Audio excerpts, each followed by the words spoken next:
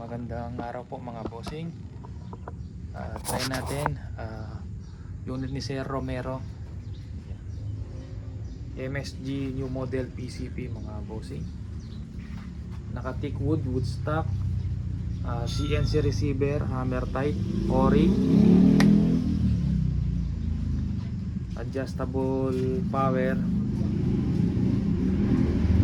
U-bend reg, inline, adjustable din po output, stainless solid po yung regulator, 18 inches long barrel po, naka carbon fiber sleeve, CNC made, silencer Fatboy. Yan, kay Sir Romero try natin kung okay ito mama.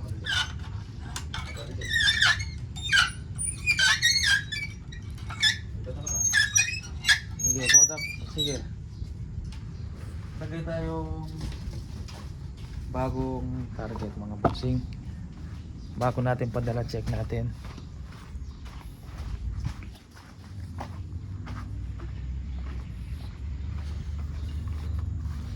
MSG po ang nakalagay na barrel. Solid steel 12 groove choke barrel.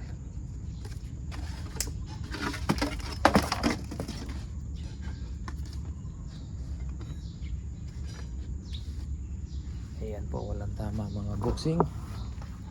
Ayan, malapit lang ang target natin kasi nga po bahasa likod. Kung tuyo po, walang tubig sa likod, dito tayo nagtatarget mga bossing sa likod.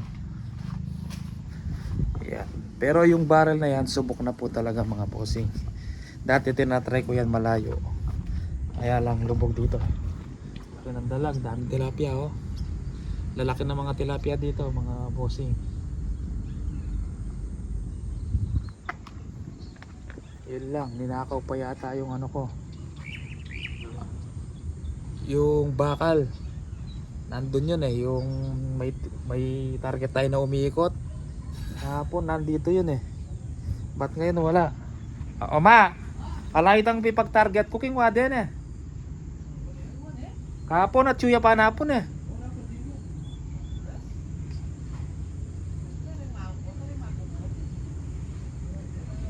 Kahapon nandito yun eh. Nawala, kinuha.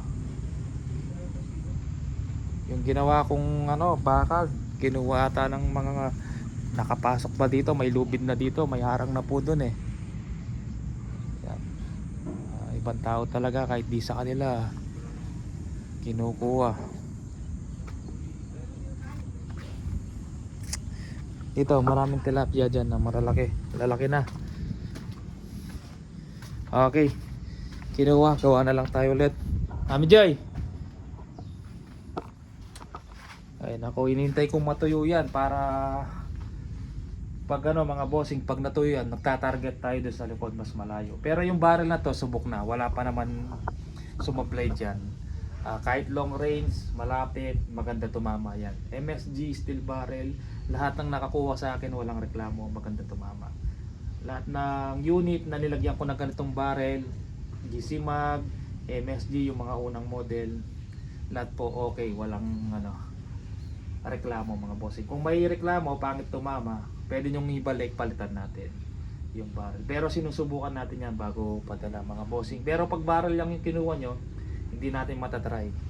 Pag pangit tumama, ibalik nyo, palitan natin. Ayan. Ngayon, kumagalaw.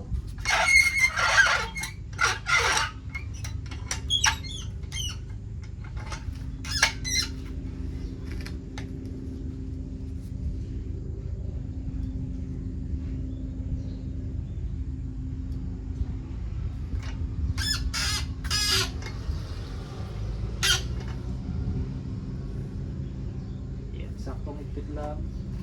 Mature tayo mga bossing. Mature, caliber 22, local pellet. Yan, pass. 1. Dito budget meal mga bossing. Medyo may presyo kasi yung mga nakalagay na gamit magagandang klase mga bossing. Sa carbon fiber pa lang na matte finish. Yan, may presyo na po yan na 48 liters po. Yan, puro doon na mga bossing. Huwag lang gagalaw. Yan, pang-apat, pang-lima. Yan, hindi na gumalaw mga bossing. 5 shots Sir Romero. Yan, meron pa tayong pang ano yan, pangatlong unit, yung dalawa pickup. Trinay namin ng actual bago inuwi. Yan po yung pangatlo, shipping po, kaya blinag natin.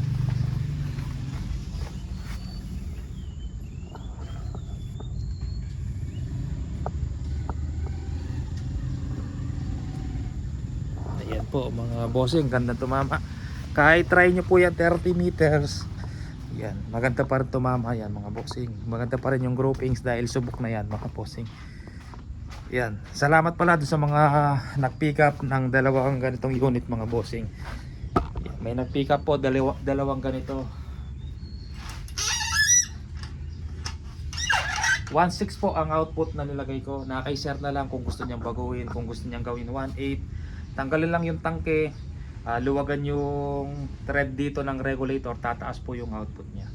Ang output niya nasa 1.6. Yan, tapos mayroon siya laman na mayroon pa siyang 2,000. Max pressure 3,000 po mga bossing. Yan, pang left and right po. Sporter Woodstock, gawa po ni Sir Joseph. Yan, gawa ni Sir Joseph Montes itong Woodstock, napakapulido pati loob mga bossing, pulidong pulido, malinis, hindi ka mahirapan maglagay, hindi masikip mga bossing. Tapos lapat na lapat mga bossing.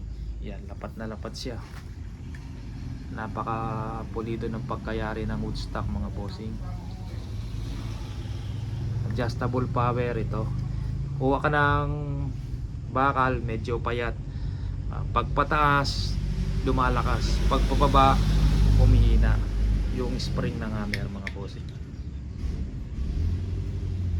Yan, meron pa tayong 10 to nakuha, pangatlo to, meron pa tayo 7 pieces.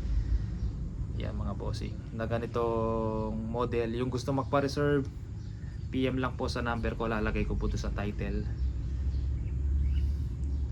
Yan, or tawag, kung sure buyer ka, tumawag ka mga bossing, or kung may tanong ka, tumawag ka. Mahirap makipag-usap dun sa comment section sa YouTube. Mas okay tumawag ka kung interesado ka. Kung hindi kaya ng budget, walang problema mga bossing. Yan, okay lang magtanong mga bossing. Yung iba ang daming tanong, pag nireplyan mo tapos sinabi mo yung presyo, di na nagre-reply. Yung iba nakita sa my day ko to mga bossing, how much, sinabi kong presyo, di na nag-reply. Walang problema mga bossing. Tapos pangalawa, nakita na naman may day tayo, ganito na naman, tinanong na naman, di na ako magre-reply ng mga bossing. Kasi nung unang tinagot ko yung tanong mo, hindi ka nag-reply. Pangalawang tanong, same unit, tatanong mo na naman magkano. Pag sinagot kita, sigurado hindi ka na naman na magre-reply. Kahit thumbs up lang, wala po mga bossing. Yan, wala naman masama sa magtanong basta pag sinagot ka, kahit thumbs up lang, hindi yung sin ka lang mga bossing. Yan, wala naman problema kung hindi ko kuha. Natural lang po magtanong mga bossing. Yan po. Sige po mga bossing, maraming salamat po.